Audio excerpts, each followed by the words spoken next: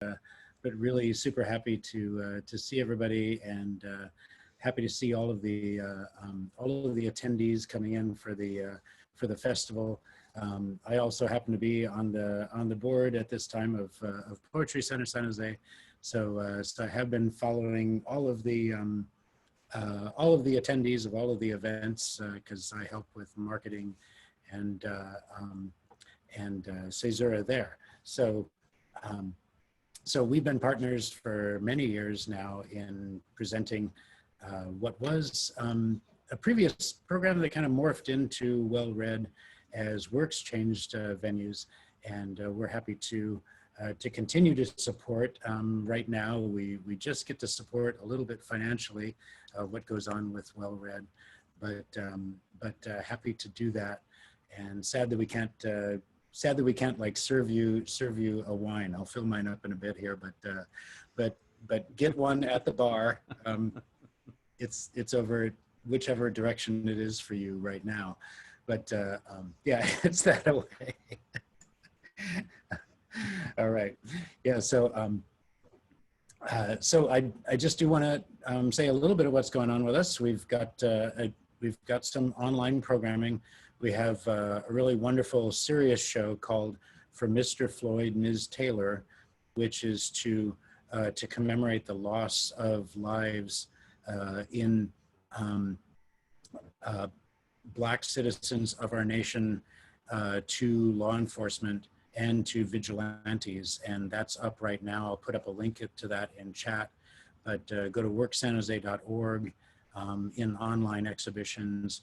We also have a new site being put together for our members, and some of you in the audience, actually like Rob, are members of Works and could have art there as a member artist. So along with links, and so that's a little bit of a growing thing. It's not as big as the For Mr. Floyd and Ms. Taylor exhibition, and we'll be having more coming up, as well as we've got some workshops coming up. So follow us on Facebook, look us up, as well as Poetry Center San Jose, and really happy to be here. And now give to you my co-member of the Poetry Center San Jose Board of Directors, and the president. He's right here on my grid. I don't know where he is for you, but welcome, Mr. Rob Pesich. All right. Thank you, Joe. Thank you so much. Works San Jose. You know, this festival would not be possible without the support of our members and our board, Bill Cazzini, Mighty Mike McGee. We have Joe Miller, Scorpiana Excellent, Brandon Liu, Shaka Campbell, Amy Meyer, Lisa Medley, and then also many volunteers bringing Poetry Center together through many years. For example, Dennis Noren, who I hope will join us tonight, for example, and Plisticeni. I just want to read out, of course, the supporters, other supporters. This event sponsored in part by Festival and Cultural Affairs grants from the City of San Jose, a grant from SV Creates in partnership with the County of Santa Clara and the California Arts Council, funding also from Poets and Writers, and with support from Ann and Mark's Art Party and the Center for Literary Arts. We would also like to acknowledge and offer our deepest gratitude to our originally booked live venues for this festival: the Art Boutique, Books Inc., Caravan Lounge, Dr. Martin Luther King Jr. Library, Forager, History San Jose, Recycle Bookstore, and of course, Works San Jose Art and Performance Center. And all of our members who've renewed their subscriptions and became new members, thank you so much for bringing us through these challenging times. And again, visit the chat box for updates to information. So for example, Joe Miller just posted his information about their exhibit for Mr. Floyd and Mrs. Taylor. With that, this event ordinarily would also have an open mic following the feature. It will not. I want to encourage you folks who wish to participate in an open mic to join us Thursday night. It's going to be a great night. Open mic night with Mighty Mike McGee, and that'll start at 7 p.m. You can register online for a place in the open mic on Thursday night. All right.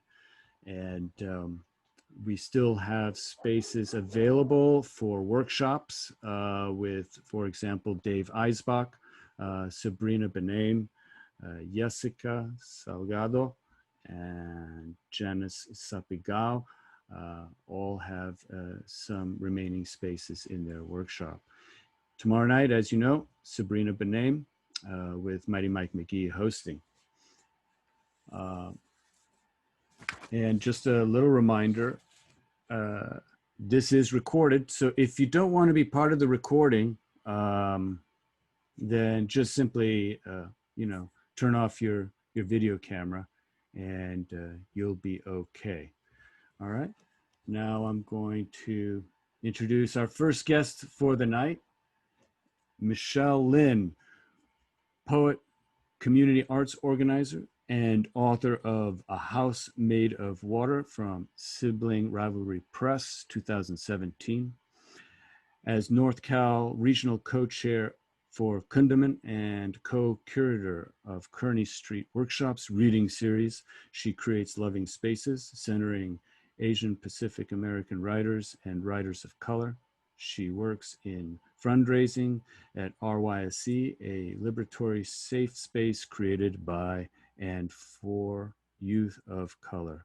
Michelle received her MFA from the University of Pittsburgh's and her BA from UC Riverside's creative writing program. Recent work can be found at Tayo Literary Magazine, The Margins, Asian American Literary Review, and many, many more. Now, please welcome to the mic, Michelle Lin. Yes, thank you. That was Excellent. The little time was me walking down to the stage. Yeah. That was that little. Yay. Thank you so much, everyone, for being here together. I hope that this time together we can all kind of slow down a little bit. I know that it's been kind of, we've all been kind of on the grind and running, and I don't usually talk before my readings, but I feel like given the times, it's important for me to kind of just say a little thing, acknowledge that I know it's difficult for a lot of people right now. I know this morning, most of us woke up with like literally just like in this yellow, eerie yellow light, and thinking a lot about how we're in this time of like a convergence of a lot of things, not just the climate crisis, but so many different kinds of violences that are happening. So, to acknowledge that, to know that we all, have different experiences, but we're all being affected by overwhelm in some ways. And so it's kind of special to just take time to be together, even though virtually, and to listen to poetry. I think the reason why I love poetry and art so much is because it asks us to think and imagine and create worlds, new worlds in which they're livable.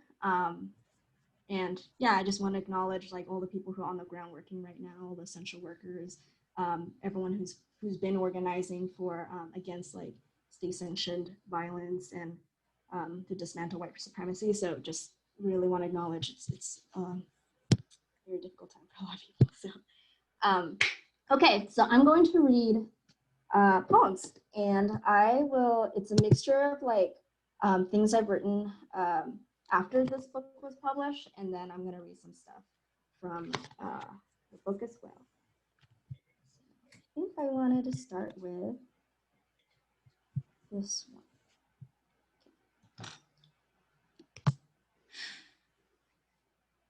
I've lain in the dirt and known this bed was not mine, and still turn to those beside me. Astonishing to cleave our mouths with rusted spoons and still kiss.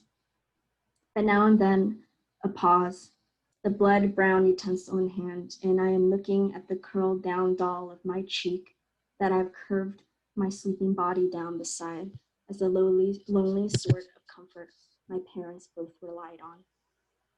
What are we eating? What remains between teeth builds through cavity, each pit my body lies in to be named for someone else's survival. America, I thought we didn't need you.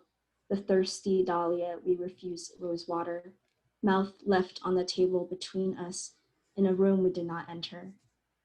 I'd pressed myself to the dirt and sang quietly to only those I loved.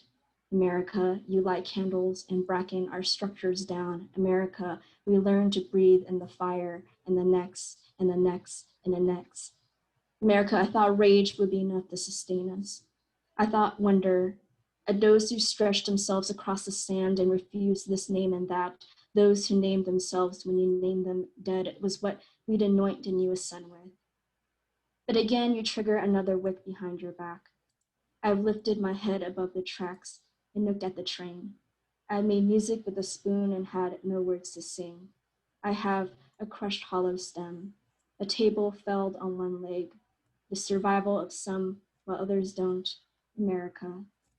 Ma peels pears with rock sugar and one slice of ginger for the cold, and the table will be there when I go home next, and I will find it with a light, and I'll sit one more time looking until I blow it out. There is a faraway storm. There is a humming between my teeth. I let them sing dangerously against your neck.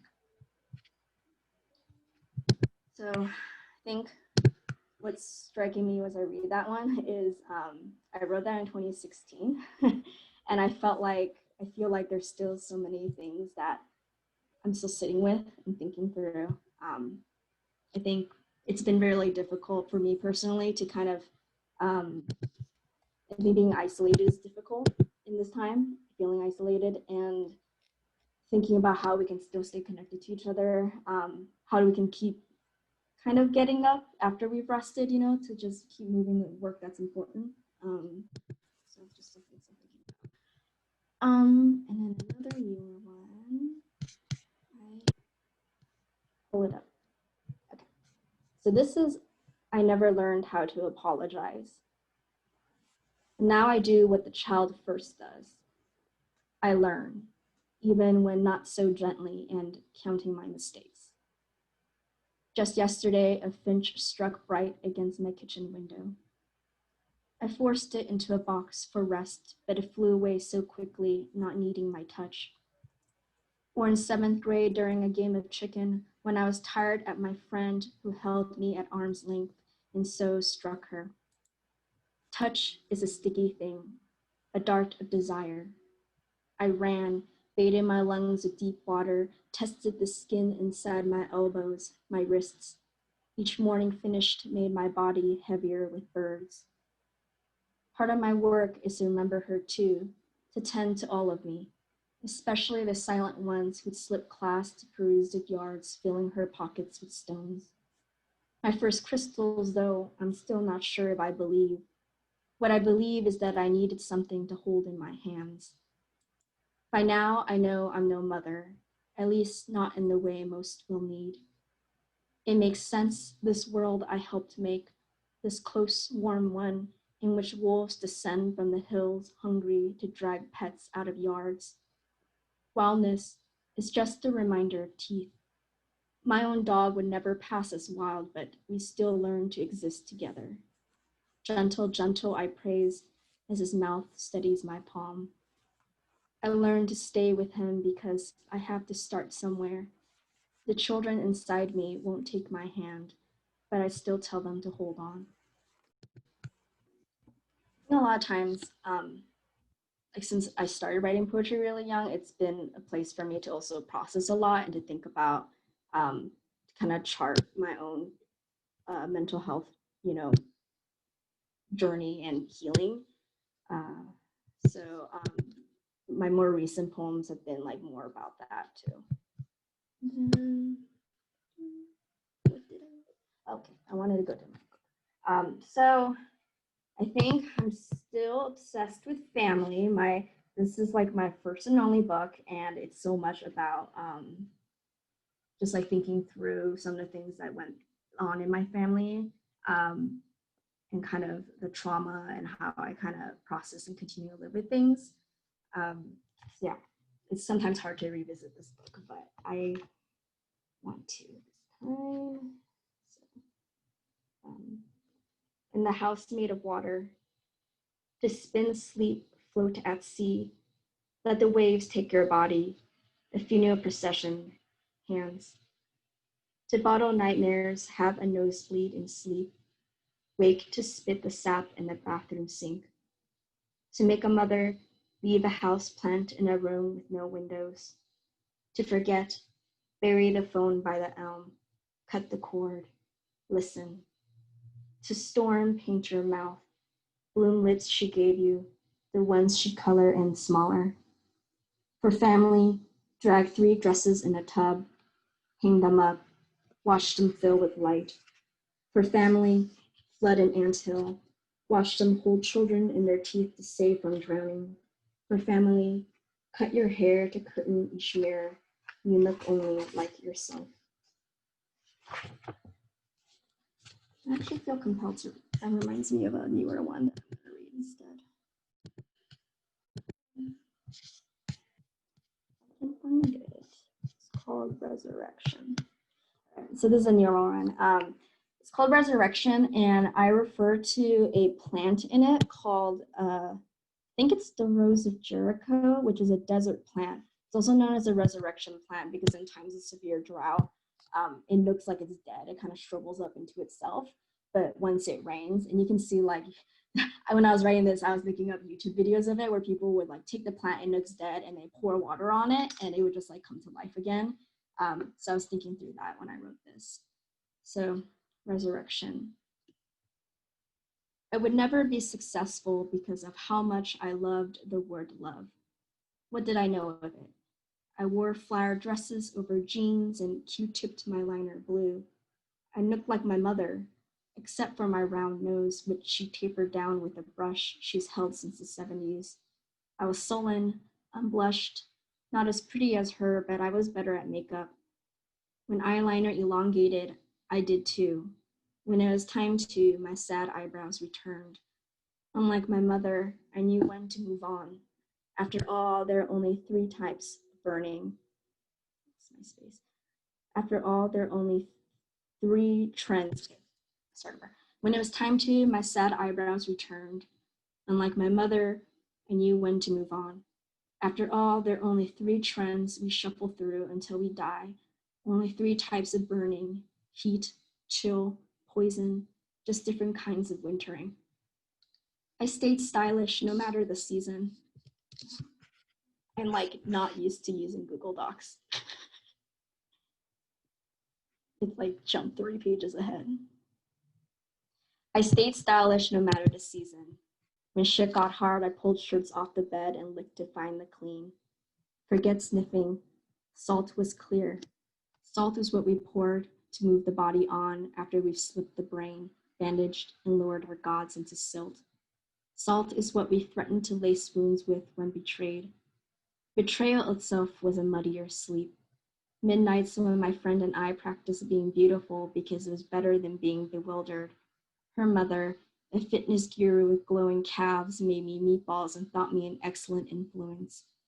My friend would watch me through my fingers as I steadied them against her cheek to wing her liner. Rituals lie. I think when we first notice the fire, we'll always turn to face it, like how a letter furls its edges closer. The Rose of Jericho defeats this. Its tendrils bow away from scorch to cradle its tender heart. There's another danger. Heart, as flimsy as the word love we avoid and as evidenced by my bloodline, the quickest organ to fail. Despite ourselves, our weeds wait for the rain when it next comes, if it'll ever come. Of course, it was a belt I swiped from coals that nearly did me in. But near death, the fingers slack, and I returned, slipped the cloth from my neck and the sheets above my head to bed a different sleep, my nightlight winking. My ritual these days is to write the opposite of everything, to prick out from the muck, meaning. Like a former life, my mother tried to rise out of me with her rouge. There are some metaphors that are impossible. When asked what my new poems are about, I say dying, but that's not quite right either. I don't know the alternatives, so I try. Heart, heart, heart. This isn't a story about some lost heart, lost girl. My dear friend loved I was a poet more than she loved me. She loved me the way men would, because I was reckless close to death, my near beauty nearly snuffed like a trembling gossamer. I loved how I could say, no, this was not a relationship, the escape hatch of our soft intimacy. No matter, we each left with our own lessons and lines. One day I'll know myself outside of fashion. It'll be a Tuesday. I'd be without my sequins, a useless currency anyway, in this afterlife though, a pretty pollution. I'll be clean, I'll be good. One last thing, I did bring something back, like the swell of some desert I once laid in. There is salt on my face when I woke.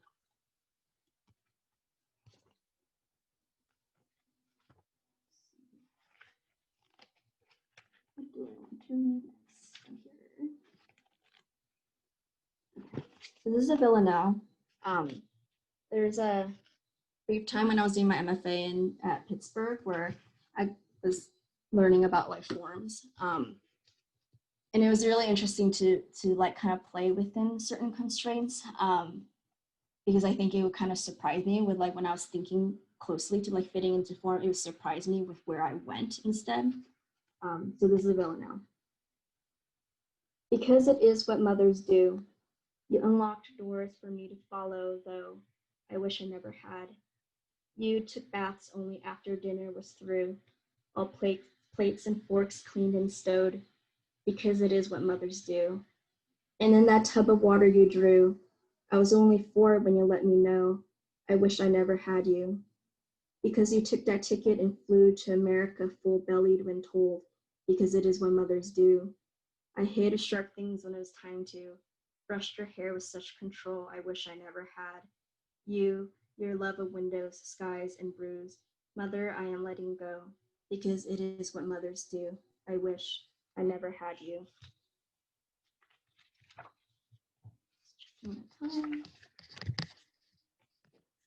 Since we're on mother poems, so many mother poems. Read one more from the book. My mother is Mystique from X-Men. So Mystique is the character in X-Men that is like blue. I wish that was like probably a bad description. She's the one that can take form of other people. So she's the shapeshifter. And I also mentioned a magnetic doodle board. And I don't know if you remember that, but it was like a childhood toy I had where you would like draw with like a magnetic pen and these like filaments would come up and form the drawing and then you go boop, boop, and then the drawing went away. So I mentioned that. So my mother as Mystique from X-Men. The child first believes the body drawn blue can tide skies beyond pains, can sift into the moon and back. Change is feasible, is furious, is the many filaments of a self surfacing at a magnetic doodle board bending to a hopeful pen. The shape of a mother is anything before the child learns the tone of flesh, before the pen becomes roped in anchor, learns to stamp down stars, has the body blue broken into house, named from any moon to monster, first by some god in a helmet, then by the body herself. How quickly a bearing of breasts drawn by the 2 of my child hands is swept from the slate. How naked is my mother's apology as I am emptied toy in hand and rushed from the door. How sudden is a knowing of shame, of learning this first part of us to cover when uncovered, what's kept closed behind doors, what humiliation, it could burn the whole house down. Never mind, she was first given to me, bare. Never mind, and did not turn then from her bruised body, even if drawn in tears. No, how right is my making of blame, the hurt of each poem, hard metal core of my pen molded by men, how marked is emancipation, With a mother beaten into any woman's body, imagine who her child could be. Each time I look, she could change.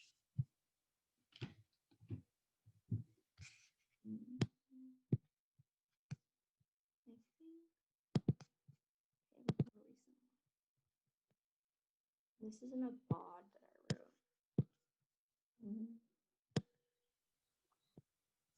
One of the things I've been thinking about is just in terms of, I think sheltering in place and working from home and everything is making me feel very lonely. I also live with depression and anxiety and a lot of things. So I've just been thinking about that a lot in the writings I've been doing. Okay, so about it. And this life after is a long one as I wave off another version of myself. It was my bitchiness that kept me alive. When the credits rolled with the home in flames, I sat and watched for the end. What I learned was that they got it wrong. In order to achieve nothingness, you have to build the scaffolding around it and the wood solid. Forgiveness a blimp of a thought. Where did I go? Just because I have the gloves doesn't mean anything will grow. I want so loudly to stick my fingers into your mouth and to stay there. There's so much salt inside of me, I can't help it float. I know the last deep forests aren't unforgiving, so I give them what I want. I stay away from them. Not yet. Not until this good mint, the oil on my face, dark, wet soil of what's left. Not until after the sunset, the peach despite the pollution. Not until I can cry.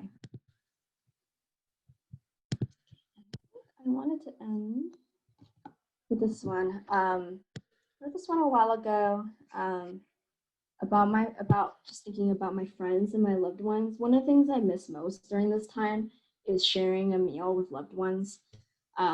Just sitting around, maybe eating hot pot together. There's something just like really deeply intimate and communal, the act of just cooking together, eating together. So I kind of want to end with that and just thinking about like how like been thinking through this time of how we're still be like remaining close to each other even through all these challenges right now. So the tongue is not a metaphor, it is what I kiss you with. The touch of your lipstick on the napkin left on the table blushes a country of your own making, and I have never been more in love. And true, I'm in love harsher each time I fall apart, which is the most Scorpio thing I've ever written. And I don't even know that much about astrology. I just like to make fun of myself and my ridiculous ideas, like this one, an entire country founded on kissing. Is it so impossible to imagine a making founded on tenderness? What could it look like if each time fallout glitter on our love's collar, brilliance, a new nation, and tongues, so many tongues, rested in anthem? Well, I don't believe in nations, but I do believe in tongues. How yours match your lipstick and the kisses you leave behind on the banquet turntable after a good spicy soup. I don't believe in anything being found unless it's us rounding the corner and being startled by ourselves in some window and how low our shoulders look at peace together. The stars tell us, I don't know, I can't read stars or signs, but I do read your poems. So I know when I say that all my life, my body has felt like a just scabbed rupture, one that's not even mine, that you'd know what I mean. My mother would pinch my belly hard and when pushed away, bear down harder to say, I made this body, it is mine. My mother was the first to teach me to leave myself, to have no ownership. My mother prepared me. Find myself? I don't know her. Make myself? As long as you're with me. All right, thank you so much. Thank you, Michelle. Oh my God. An entire country founded on kissing. Amen. Yes. Oh, wow. Thank you. Thank you, Michelle, for joining us. You know, I want to take this moment to also, now that we are fully in the show, to thank some folks who've made this festival possible also. Julia Canavesi, she's not part of the board, but she joined us to help us make this possible. And so, Julia, many, many thanks to you for everything you've done. And also to Dave Eisbach, who several years ago started this whole event at Le Petit Trianon Theater. So many thanks to you, Dave, as well, for rising up from the community to offer this. Now I'd like to bring to you Ellery Akers. I'm going to spotlight you now, Ellery.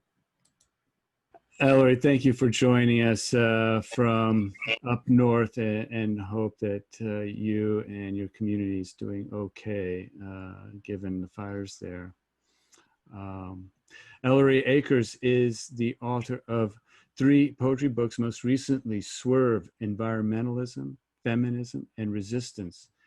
She's won 13 National Writing Awards, including an Independent Publisher Book Award and the Poetry International Prize. Her poetry has been featured on National Public Radio and American Life in Poetry, and has appeared in the New York Times Magazine, Poetry, and the American Poetry Review. She's also the author of a children's novel, Sarah's Waterfall. Among her honors are fellowships from the MacDowell Colony, Ucross Foundation, and Headlands Center for the Arts. Also an artist and naturalist, Akers lives in Marin County and teaches private poetry workshops. Please now, warm welcome to Ellery Akers for joining us tonight. Thanks so much, Rob, and thanks to everybody at the festival and Work San Jose for putting this on. And Michelle, it was so wonderful. I want to go to that country so badly. So I'm going to read from my new book, Swerve, and it's got a subtitle, Environmentalism, Feminism, and Resistance, and it's a political book. And boy, I had such a hard time publishing this book. It was rejected about 50 times.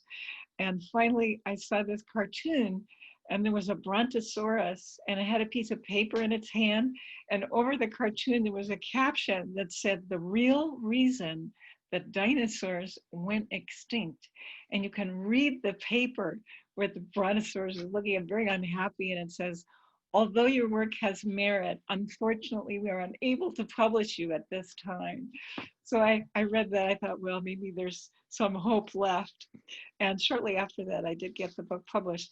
I wrote this book because I was really losing heart about the environment, and I had to write my way toward hope.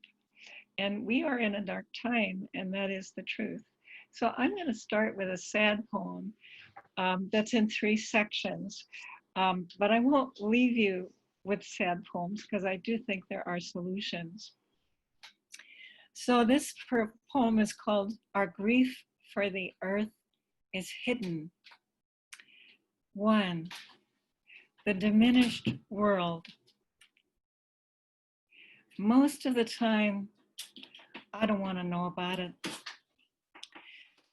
But whatever we can't understand is falling as rain into moraines and vernal pools, hissing onto the soaked canopies of alders with their leaf scars. So the branches are shaking and the seas are rising. When I was born, I thought I'd be taken from the earth. I didn't think the earth would be taken from me. 2, fewer. The monarchs are fewer. Just 1 or 2 today fluttering over the ocean. Sometimes I can't stand to think of the sea becoming barren the kelp gone, the sculpin, just a sheen on the water. At least we can't thin the stars out of the sky. 3, Journey of an Environmentalist. After I'd locked myself in with my petitions and my checkbook and my computer, and after I'd given up reading the news, because reading the news was like opening a freezer and smelling stale ice, I sat down next to the grass and fell in love with the earth again. I noticed the grass blades had hairs that looked the same as the hairs on the back of my hand. Blade, meet hand, meet blade.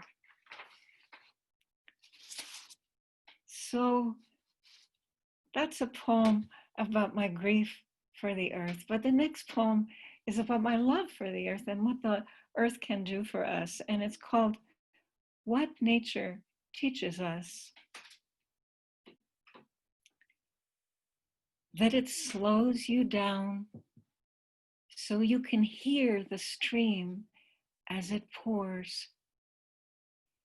It reminds you you are in the body it made for you. The quiet in the deep ground reminds you the rock gouged by wind. You can stand under a tree as it rests in its own frank love of itself. Rarely you see this in a man or woman, often in a tree. In the glare and heat, you can hear a garter snake slide across gravel.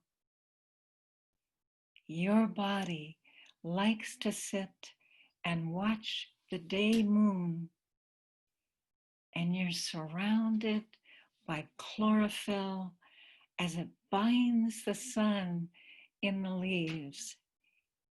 And you sit under those leaves in the calm air, and your mind surrenders its locomotives, and you breathe.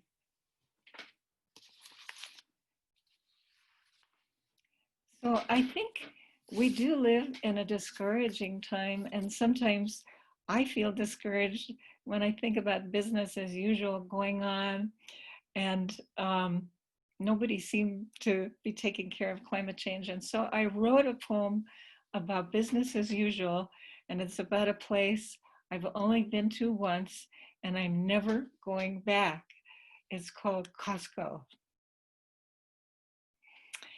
It's an ice cavern with miles of shelves. We feel small and alone in the aisles, crates of TVs, refrigerators, the cashier's bored, the ceiling's too high. It's getting colder. Stalactites drill into the floor. A man encased in ice is using a forklift to bring down a box of dinosaur bones, tusks of mammoths, and the blunt clubs we used to kill them with, cold and cheap at the price. So I've been thinking quite a bit about hope and thinking, what is it that really gives me hope? And that one thing is remembering Rachel Carson. And here was one person, one woman, responsible for the Clean Air Act, the Clean Water Act, the Wilderness Act, even the very concept of ecology. And you may not know this, but she was very sick at the end of her life. She had cancer, she had heart trouble, she almost went blind. And it's very poignant to read her journals because here she is writing Silent Spring, and she's getting all this pesticide research. And once in a while, just for a minute in the hospital, she'll say something like, God, I want to go back to Maine. And she's just longing to get out of there. And then she goes right back to all the pesticide information. And so this poem is just called Rachel Carson. I think of the way she bent over tide pools at night. A woman stooped in the dark with her flashlight, as if she were stepping into the lit harness of her work. I think of the way she lay under the stars because they were medicine. Tumors near the collarbone, pain in her spine, radiation, creviosin, arthritis, iritis, sightless for weeks, listening as her friend read a draft out loud, remembering the robin that fell dead from a branch. I think of the pages of notes about pesticides. I moan inside and I wake in the night and cry out silently for Maine. And then more notes about pesticides. I think of the way the moon glazed the water when she crossed out words and wrote other words. I think of the way she knew that eels slid from brook to brook and then to the sea. I'm in luck because brown is cheapest, she said, when she bought a wig to cover her bald head at the Senate. I could never again listen happily to a thrush song, she said, if I had not done all I could. They called her spinster, alarmist, communist. I think of the eagles who came back because of her. I think of her open gaze, her resolve, her refusal to turn away from the wreck. So one thing that's clear to me is that we have been in a dark time before. And when she was doing her great work, I would have said, you know, she's never going to win this battle. BDT is never going to get banned. It's really hopeless. But we can't forget these kind of victories. And I find it really hopeful to see women rising up and speaking the truth. Rachel Carson, Greta Thunberg, and the Me Too movement. And I wanted to write about Me Too. And this next poem is from a fairy tale that I read when I was a kid. And I read it and I always thought there is something wrong with this story. And it features this really good girl that does everything she's supposed to do.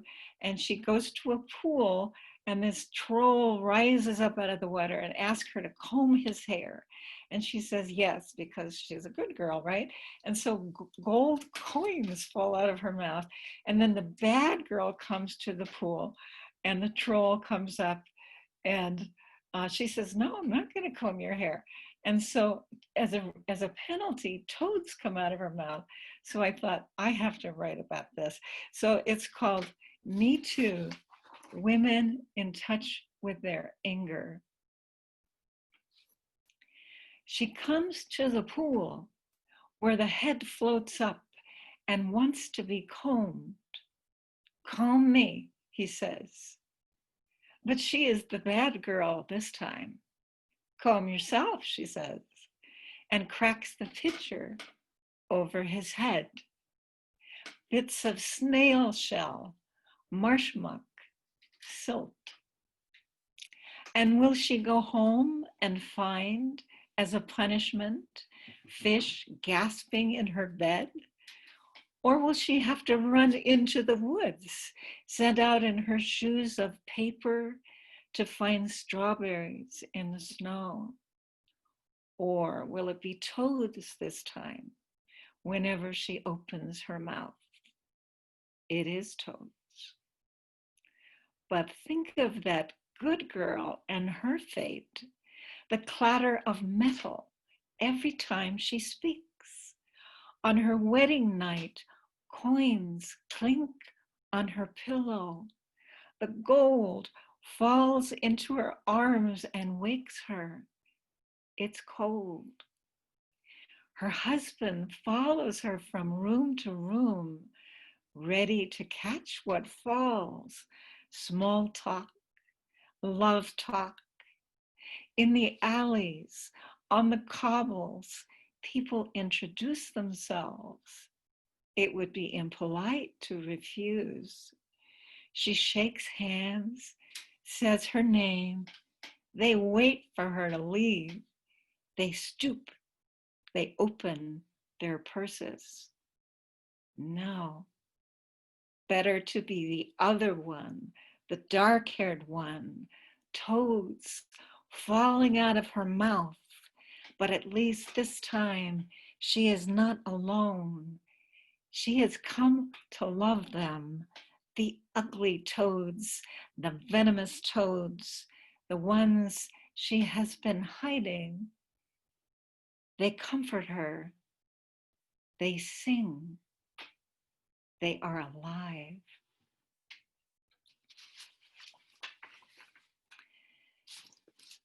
Well, as I was writing this book, I began to feel that there is a solution to this mess we're in, and that is really taking action.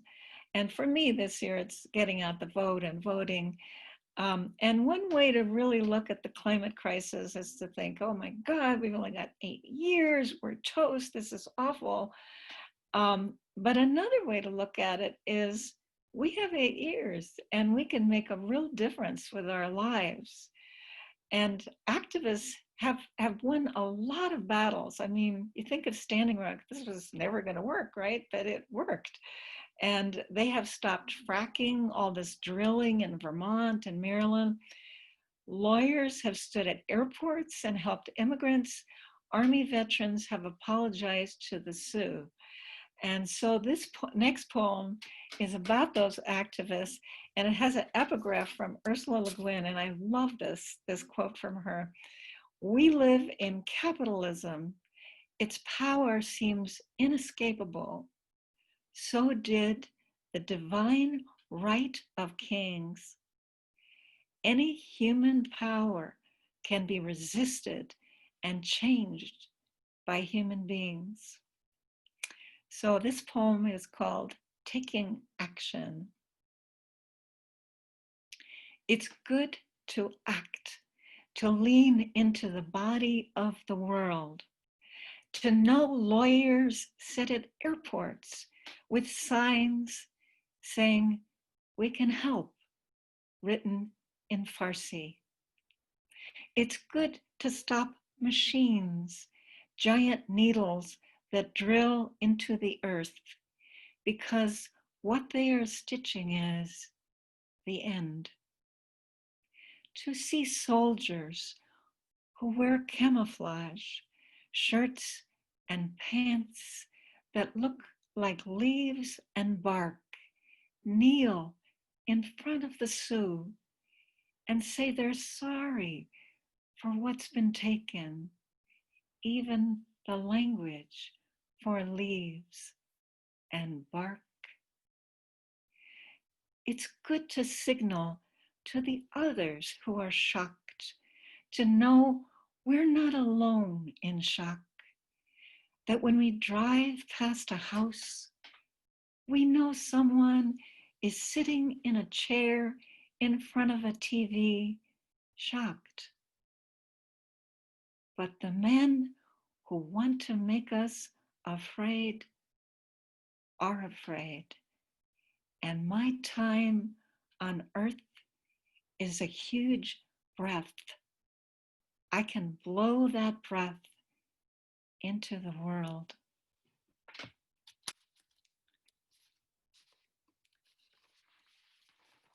So the last poem I'm going to read is about powerlessness. And I think we all feel powerless. I mean, fires, racism, climate change, it makes you feel so powerless. But I always think about what Alice Walker said. I love what she said. She said the most common way people give up their power is by thinking they don't have any. So I think of her when I feel discouraged. And this next poem is about power, and it's also about regeneration. And you probably know this, but about 5 years ago, there was a lot of dead starfish on the coast of California. They were at a big die-off, probably because of climate change. And now, this year, amazing resilience, they're returning.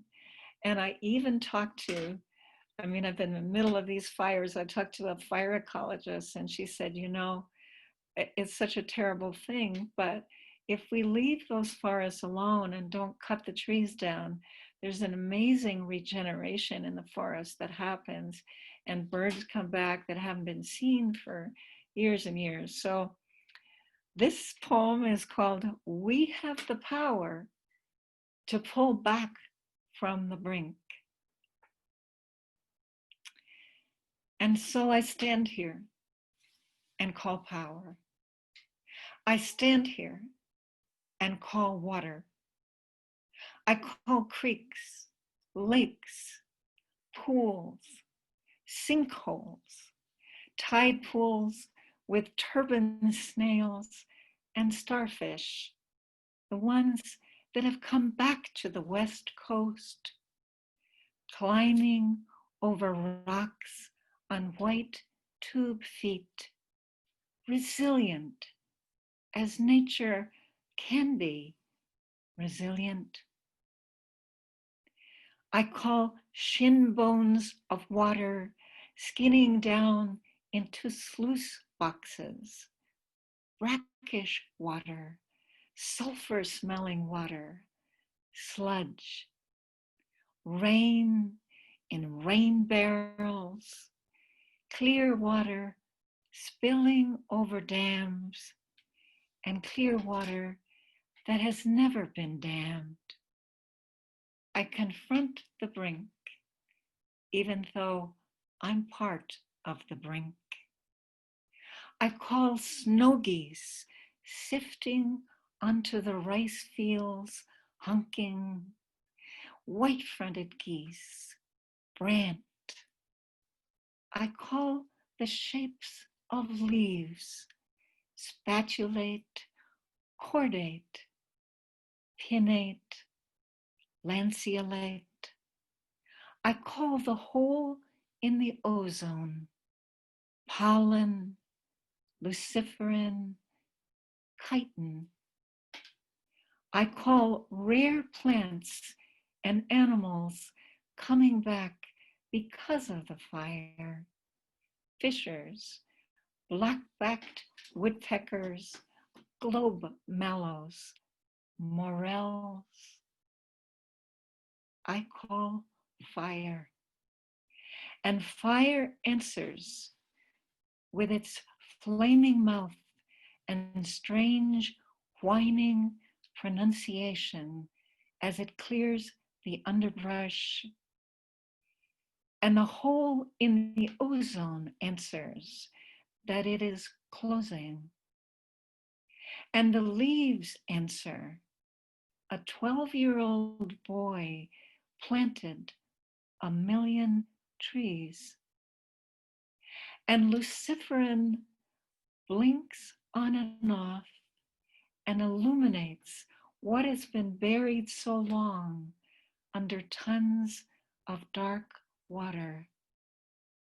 And pollen blows into the faces of climbers who hung all night in slings from the St. John's Bridge to stop shell drilling the Arctic, and water answers. Belize banned offshore oil and protected the second largest barrier reef in the ocean. And my power answers. I've always known my hand could have been a leaf. Hemoglobin and chlorophyll, almost the same. Only one atom different. Thank you. Switch the gallery view. Switch the gallery view. Thank you, Ellery. Thank you so much for that performance. I'm going to now spotlight Donnelle McGee.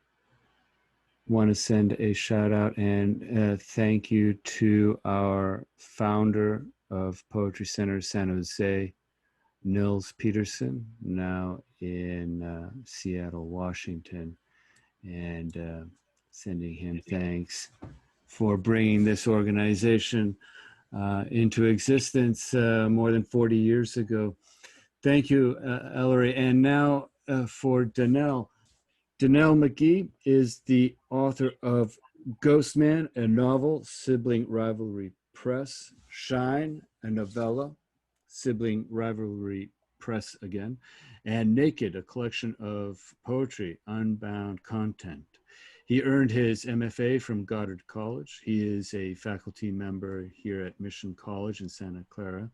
His work has appeared in Controlled Burn, Colère, Haight-Ashbury Literary Journal, Home Planet News, Iodine Poetry Journal, Permafrost, River Oak Review, the Spoon River Poetry Review, and Willard and Maple, among many others. He also serves as the lead poetry editor for Clockhouse. His work has been nominated for a Pushcart Prize. Would you now please give a warm welcome? Here we go to Donnelle McGee. Good to be here. Good to be here. Thank you for the introduction, Rob. Thank you. And also thank you to Michelle and Ellery. It's an honor to be on the same platform with you and hear your beautiful words. Fierce, tender, and right on time words of poetry. So thank you. Thanks to the audience for being out there. And I'm honored to be here. So I want to begin. I'm going to share a long poem from a new project I'm working on, a book about Marvin Gaye, a book that I'm looking to look at his life and examine his flaws, his beautiful sense of being human and being a Black prince. And I'll share some new poems from my new book, American Reverie, that I co-wrote with my good friend, Seneca Lofton. I want to begin with this Marvin Gaye piece, and it's called Marvin Gaye for President. Here we go. Marvin Gaye for President, for Edward Gills, a Black man who showed me the way of all things. Marvin, our brother, born April 2nd, 1939 in Washington, D.C. Died April 1st, 1984 in Los Angeles, California.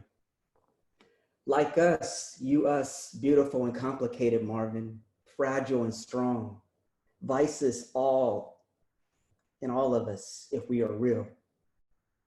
Marvin, and so it started in church. Mercy, mercy me. Your voice a way out. The minister, your father. Here's where sounds and souls of young Black boys are scarred.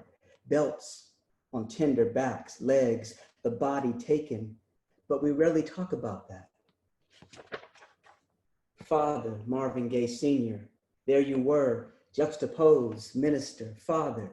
Marvin, your son, a youngster watching you, pops, walk in the house, mama's house, with nylons and panties and heels, clickety clack, clack, clack, clack, clack on wood. And there's nothing wrong with that, because we are a complicated people, yet inclusive, or so we believe.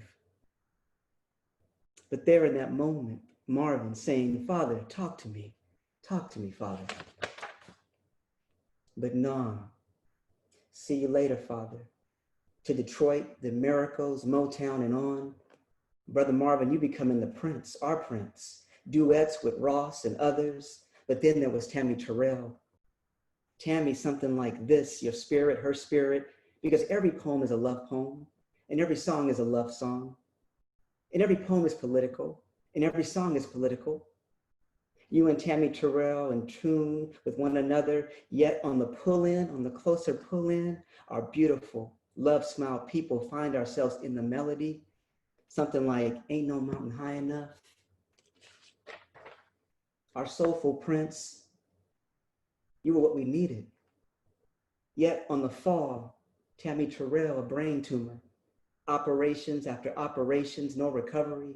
And in 1970, she is gone, Marvin. And you would not sing for 3 years. You, our brother, our Black prince, like many of us, retreated. But there is no blame. You loved hard. And from that came depression. Like many of us, it resides in us. And from that self-reflection, you said, brother, listen to me. Like the artists must hit a point of much suffering though.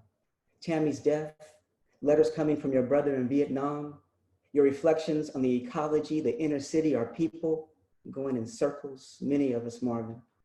Brother Marvin, you asked, what's going on? What's going on? You asking the world for universal love, my brother.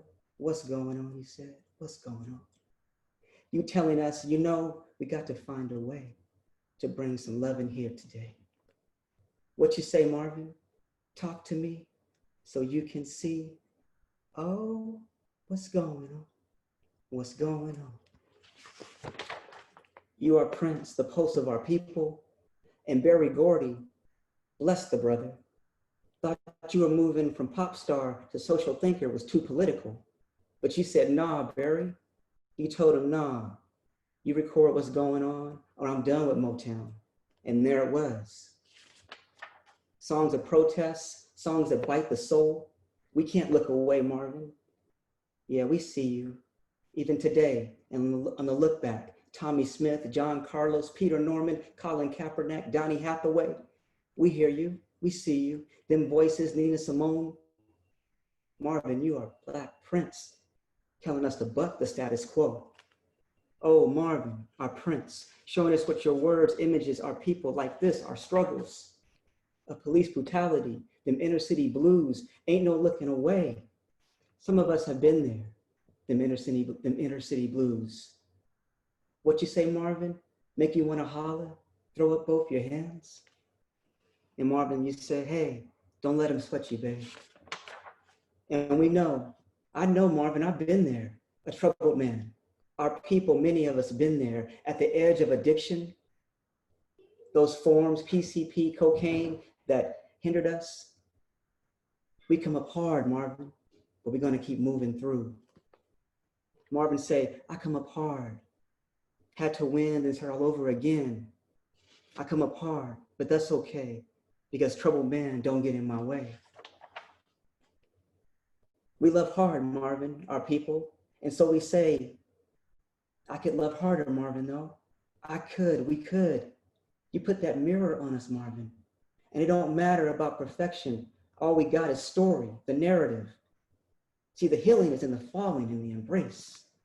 Like how this country never sought or seeks the embrace of its trauma. From here to slavery, speaking of slavery, separated, the healing is in the embrace, but we never talk about our past. The acknowledgement of what was linked to what is.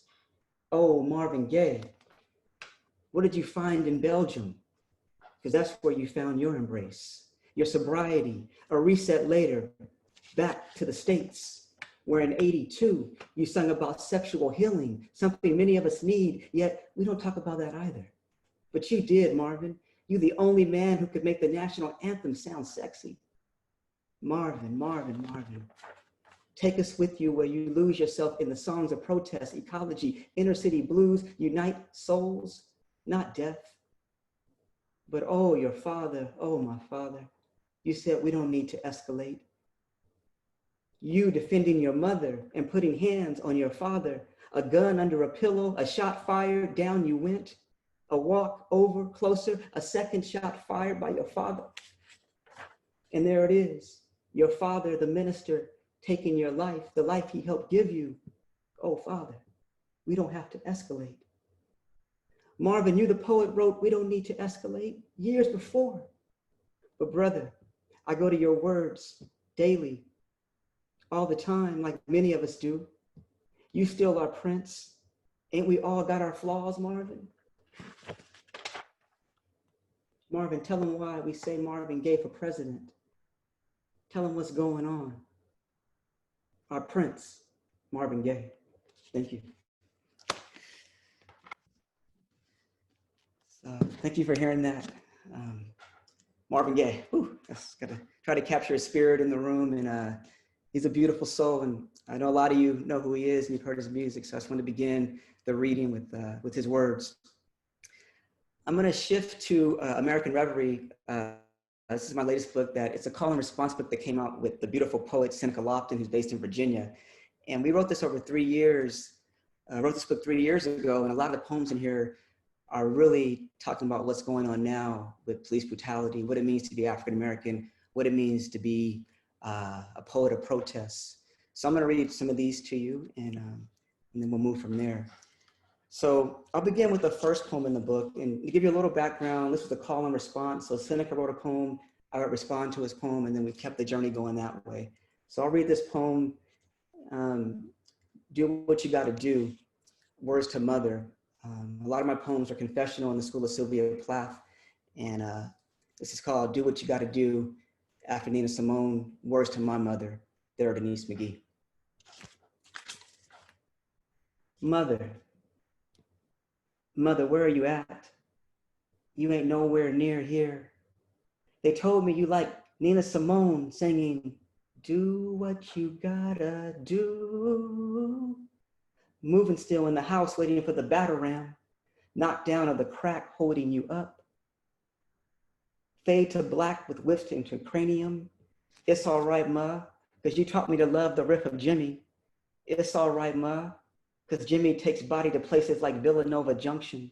And I'm loving Jimmy when your love is in the pipe. But that's okay, ma. Smoke fading beautifully into your scars. And I grew up in Los Angeles and moved to Sacramento when I was 12 years old. And in the neighborhood I grew up in, Crenshaw, Adams area, West LA, we had a lot of gang members in the area. So I wrote a poem called Crenshaw Set Ablaze that talks about the Crips and the Bloods and how we can't forget that we are all flawed and we all are looking to be part of a community. And I tried to pay homage to some of these individuals that I saw walking the streets as I was a youngster. Crenshaw Set Ablaze. Get them weights, metal plates off my chest. No spotter though. I come from concrete hands wedged between black thighs. I come from walks at dusk here along Crenshaw, where tracks stretch long on arms of some folks on my block. But they stand for me, greeting me with chiseled torso, body a canvas of colors tatted for life. Like one Crip dead, two Crips dead, one blood shot, one blood confined to a wheelchair. As I watch the bullet exit my brother's head. And here comes the copter, chop, chop, chop, chop, chop, chop, chop, spotlight on him. One Crip locked up, one blood dead. But if I could rewind to where one young brother alive, two young brothers alive, three young brothers alive, four young brothers unconfined behind steel. This is how you get out. Move to flows new, all slit. Move with books, breaking types, breaking the norms of what it means to be Black, breaking them side glances, voices saying, what? You think he white? And you see new paths to set ablaze. But I'd burn it all if it meant saving one blood, one Crip. And I'm gonna jump around a little bit in the book. One of the things we do is, there's one more poem from my mother, I called my mom Ma, and there's a poem that my mom taught me so many things about having, just as you said, Ellery, Alice Walker, about keeping our power, you know, and my mother taught me to always use my words. My mother was wanted to be a singer, very charismatic woman, and she told me to swing hard. Ma told me to swing hard. I was 6 and I was small, white skin, black heart. Don't let nobody call you a white boy. You hear me? I was 6 and I was small, white skin, black heart, black mom, white dad. I was 6. Looking back, she knew. I swung hard, I swung often. How I wish I was still that brave 6-year-old. But life settles you.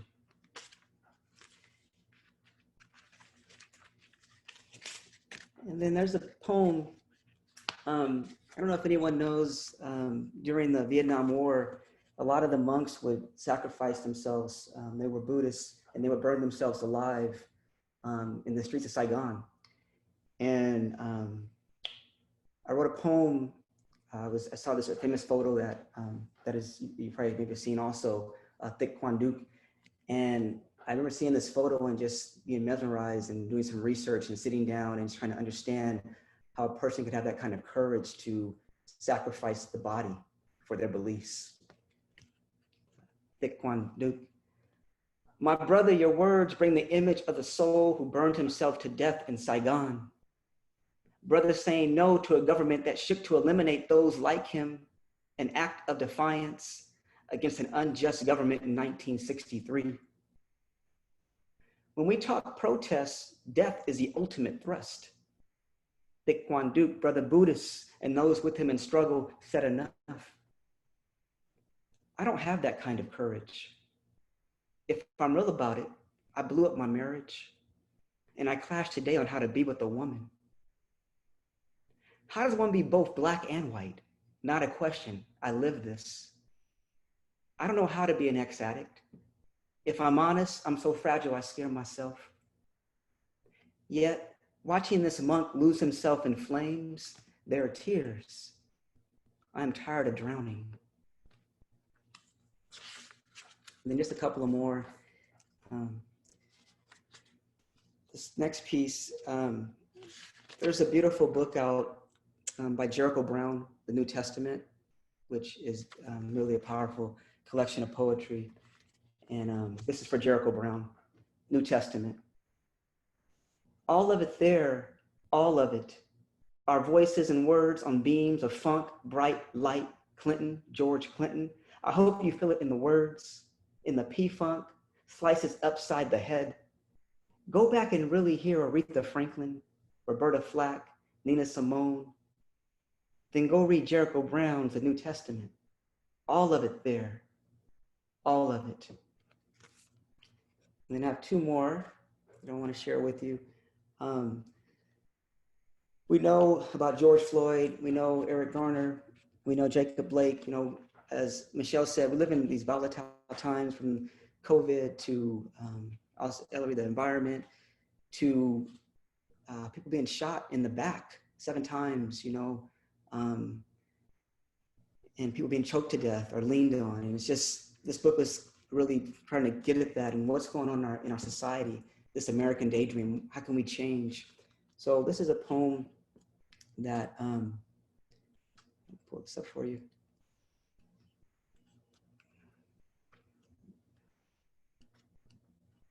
And it's 11 lines, and I think you'll get the gist of it. Said 11 times for Eric Garner. I can't breathe. I can't breathe. I can't breathe. I can't breathe. I can't breathe. I can't breathe. I can't breathe. I can't breathe. I can't breathe. I can't breathe. I can't breathe. For Eric Garner. And then I'm going to end on a piece that pays homage to, and the book pays homage to many of our ancestors. And we tried to write this book. The book begins with an epigraph by Marvin Gaye. and it ends with an epigraph by Kendrick Lamar. And we had those two gentlemen hold the poems within the book. And I'd like to end with a poem that provides hope, and it's a poem for my daughter. I want to leave you with something positive here that's beautiful. So let me just get this piece that I wanted to share with you. Let me find this piece I want to get for you. It's called The Other Day, and this is for my daughter, Nia, who is off to college in the fall. The other day, my daughter backed the Prius out of the garage, a wave before the rev of the closing, so proud to be driving, 16. And I can't remember it all. The little girl up on my shoulders is now the young lady who writes about the importance of professional athletes using their public platform to speak out about injustice, even though her English teacher smirked when notified of her topic. Oh, you're writing about that?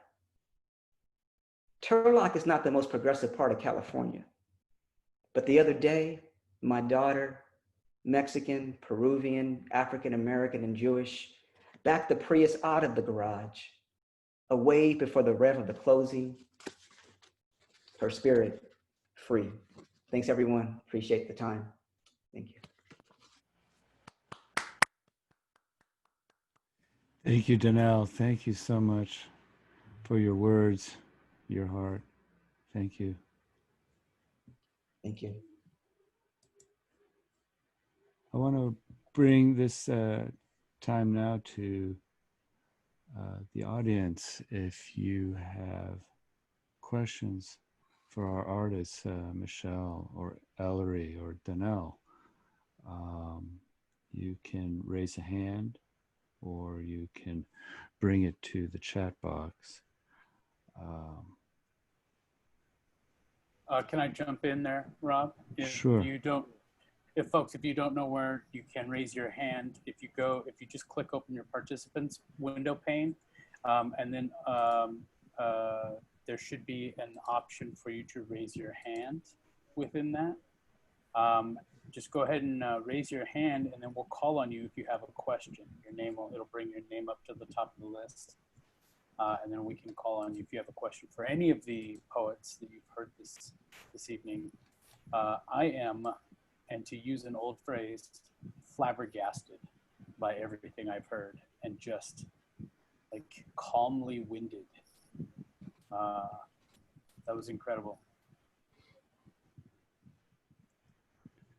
This is the kind of event we need in these very trying times. And I wanted to ask the three of you how your work, how you feel your work can propel us forward. What kind of recommendations you would have of your readers to meet the challenges today? If I could chime in, Rob, that was a beautiful question. I would definitely say in these times, poetry is revolution, and these kind of these events, these poetry festivals, just showing that we get back out there with the mics. I know Mike McGee is always out there doing his thing. It's just sharing our words, and having a community of collaboration. We talk about an honest dialogue about what's going on, how we can team build and not look at so much color, but look at how we have commonalities. And not be afraid of the conversations that may scare us. We have to communicate. I think poetry does that. I know the poems I've heard tonight are about looking at trauma, looking at the environment, looking at how we can come together and move past some of these blocks. I'd begin there. Yeah. Mm-hmm. What advice would you have for young writers, young poets, meeting today's challenges, who might feel censured or overwhelmed, might feel unable in some way to speak?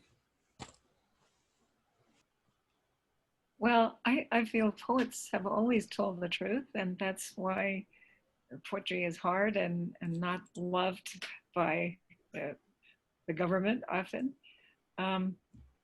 I think community is really important, and not to, I mean, I think being an activist, you have to be with other people. I know Joanna Macy talks about this. She says, pick one thing and don't do it alone.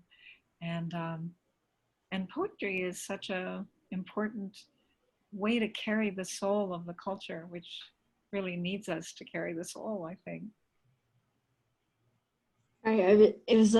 Those have been very good and tough questions. So I was just like thinking through it, and I think I agree a lot. And the poetry is a communal act, and you're joining a conversation that has existed for many generations.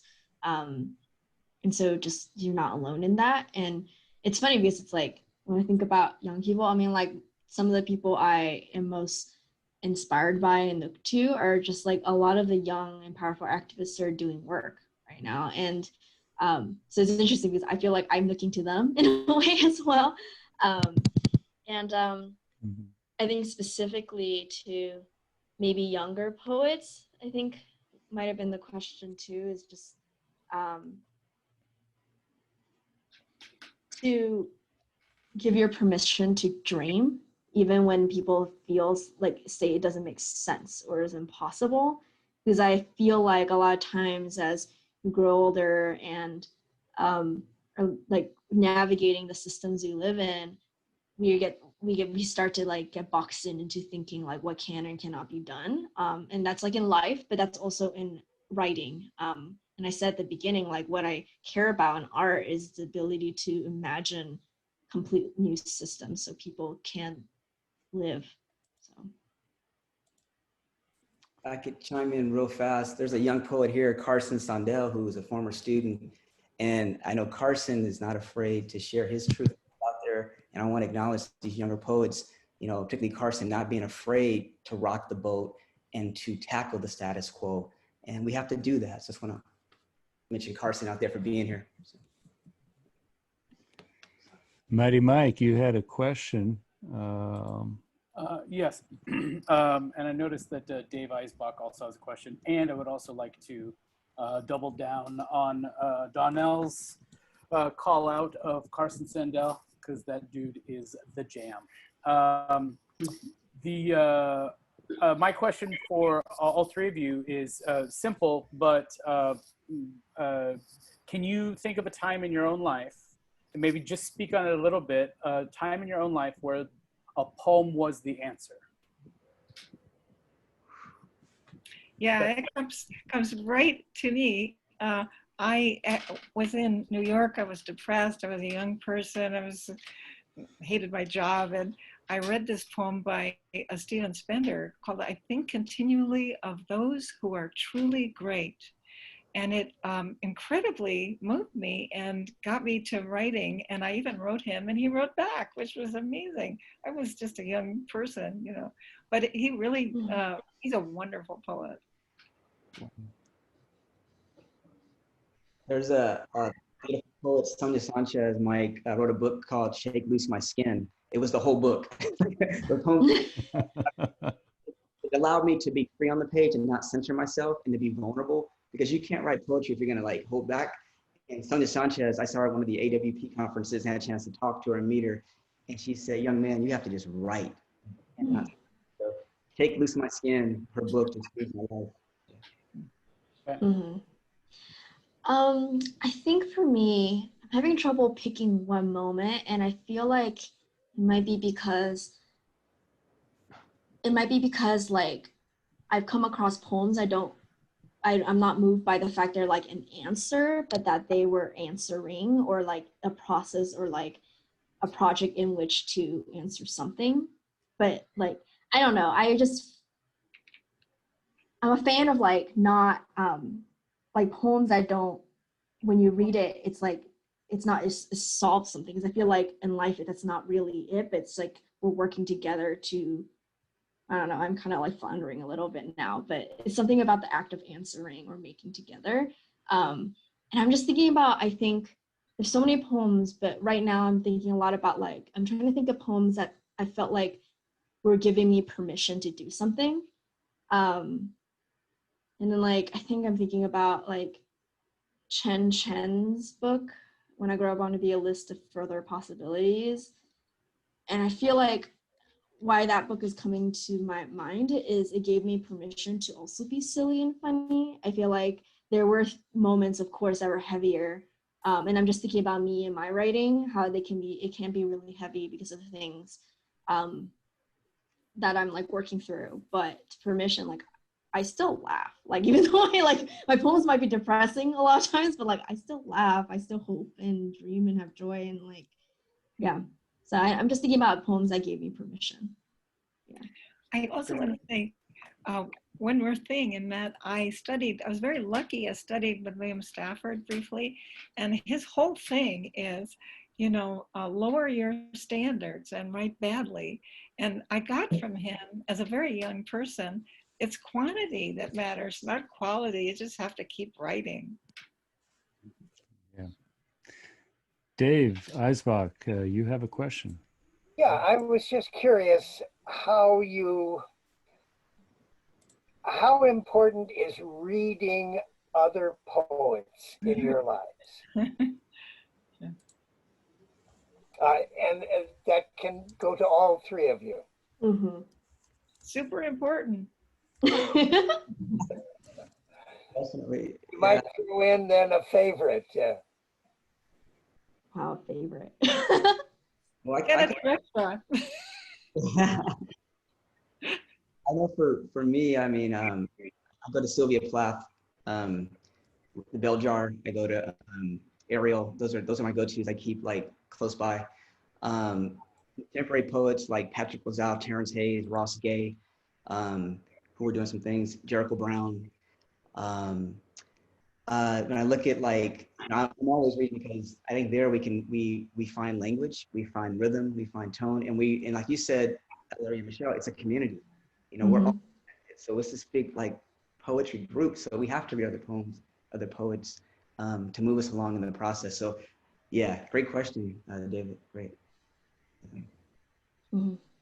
I've had conversations with like really beloved poet friends, and I feel like someone has once like confessed when we're hanging out, like sometimes I love being like friends or in community with poets more than writing poetry itself. And I feel like yeah, I mean, I think it is super important to look at there's a bunch of different reasons why I read other people's work. It's just like you are living in a community with people who are all just like thinking and innovating and trying to like figure things out through the situations we're in, and through like it grounds you in just like the historical knowledges too, and wisdoms, and also looking to the future. And so it's important. I also read a lot because if I'm not reading, I'm not really writing. I found like when I'm reading in sort of like in the words, the music, when I see something that like I look for that moment of exhilaration or shock where I feel like winded. I'm like, oh my gosh, like that just happened. That line or that image, that's what kind of pushes me to make something, because I also want to be able to kind of create some kind of experience too. And so I kind of look for that. So, I mean, it's also just on the craft level too, why I read a lot. But also, yeah, reason. Damone Mahoney, you had a question. Hi, everyone. First of all, I just wanted to say incredible readings by all of you. Thank you so much for sharing. And just from curiosity, because I was moved by all of your work, I was curious if any of you had an experience where you were afraid of sharing something or publishing something, and then you decided to go ahead and do it, and what that experience was like. Oh, Lordy. Okay. Yes, I was really scared of my publishing my last book, which has a lot to do with abuse. And I thought, if I can't write about it, I can't speak about it, who can? And it's really important for people to have a voice. And I think in almost every work of art, one is revealing something vulnerable, no matter what it is. And I think that's the price of being an artist. I have the same experience. Great question, Damon. I wrote a book, my collection, Naked, it deals with family trauma and all kinds of issues. And before my mother passed away, I read her the manuscript before it was published, because it's really her story and my story interwoven. And I wanted to get it right, because memory is so fluid, you know. And I read it to my mom over the phone, and we just cried and we cried. And I said, "Ma, did I get this right?" Because there were some really vulnerable pieces in there. And she said, "You got it right, baby. And I'm honored if you publish that." So I wasn't her permission, but I was like, I didn't want to like know, like, did I get this right? You know, as the artist. When that book came out, there was a couple of family members who didn't talk to me for a while, but every poem I write is out of love and memory and trying to move our generation, my family generation, ahead to be better. So we have mended since then. I had an auntie who it was tough for her, but they were poems that were wrote with love and in truth. And the blessing was my mother who said, "You got it right." So that's beautiful. And one more thing to say about this, Damon. I feel like I can't remember. I think it was Joseph Seifert who said that. He said, "If an ordinary person is silent, that's all right. But if a writer is silent, it's lying." Wow. Interesting.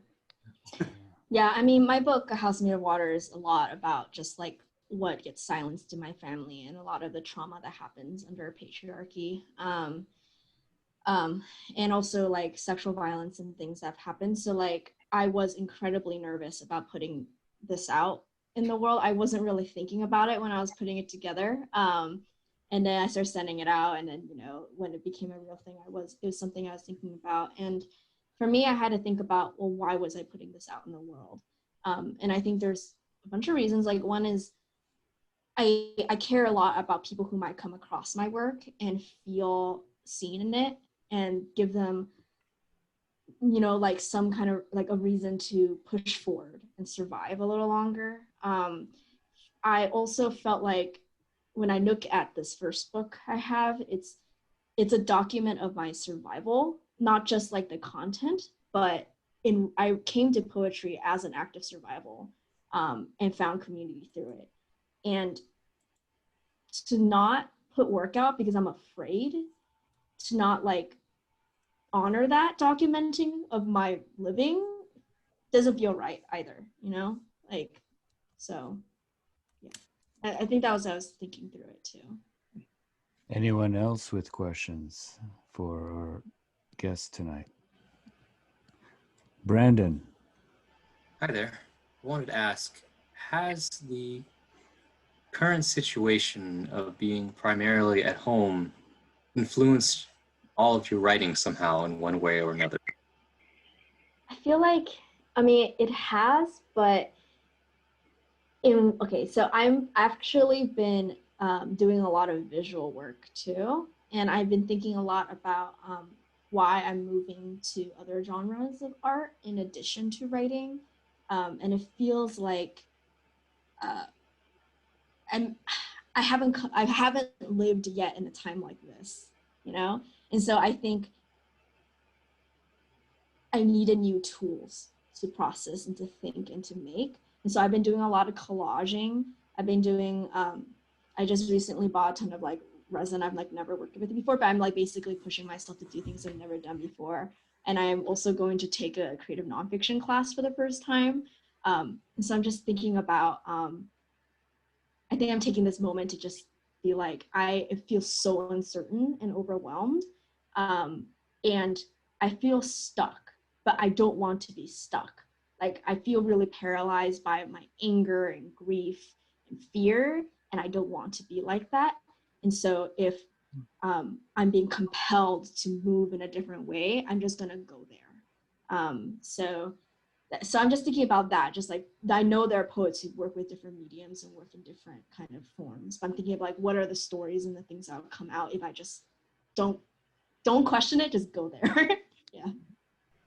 Brandon, great question. I'll just add on a little bit there. I think for me, I write from the body. So I had a teacher, MacDowell, who really emphasized letting what's in the body kind of come out, and being home has allowed me to really slow down. Because I work in Santa Clara and I live in Turlock in Sacramento, so I commute. Now we're home doing our classes online, so I've been driving so much, and it's really impacted my writing process. Allowed me to slow down and kind of reflect, go more inside a little bit more.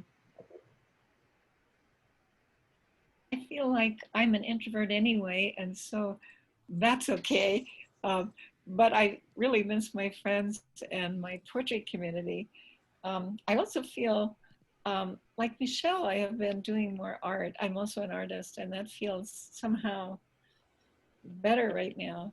And I also feel like it's really important to feel that one doesn't have to be productive, that one doesn't have to be, you know, brilliant at this moment in time. I think you just have to forgive yourself. We're living in such strange times. And I think creativity comes from a feeling of safety, relaxation, playfulness, community, and we're not having those things at the moment. But I just think, you know, I'm keeping going in one way or another, and a lot more in art. Thank you. One more question for our guests, if somebody has one. Well, thank you for joining us, Donnelle, Ellery, Michelle, for, oh, wait a minute, Angelique. Sorry. Okay. Okay, great. Come on, Angelique. Actually, more of a comment, and I just wanted to thank you guys because I'm a visual artist and I'm a dear friend of Ellery's. And you know, during lockdown and all the craziness that's going on in the world right now, we all know what's happening. It feels like these kinds of things, Zoom meetings, make me feel more lonely. But this tonight was so refreshing. So as an artist, hearing the poets reach out to us, share their art in a very intimate way, it was like, you know, as visual artists, just opening up your heart and sharing with us, and it was less lonely. And the pain that you guys expressed, you know, all the things that it is, as Ellery said, it's a time where we just don't need to be productive, but it's a creative time. Pain is part of the beauty, and I appreciate you're all sharing that and having this avenue with words to reach out across the big void and connect to each other. And that's what art's about, and that's what poetry is about. So I just wanted to make that comment. Thank you, Angelique.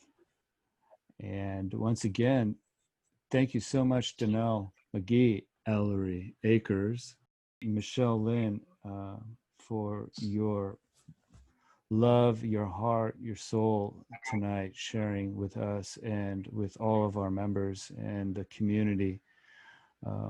Folks, it's really great to have you here with us, and hope to see you at the shows coming up, and want to send you all away with love and bless.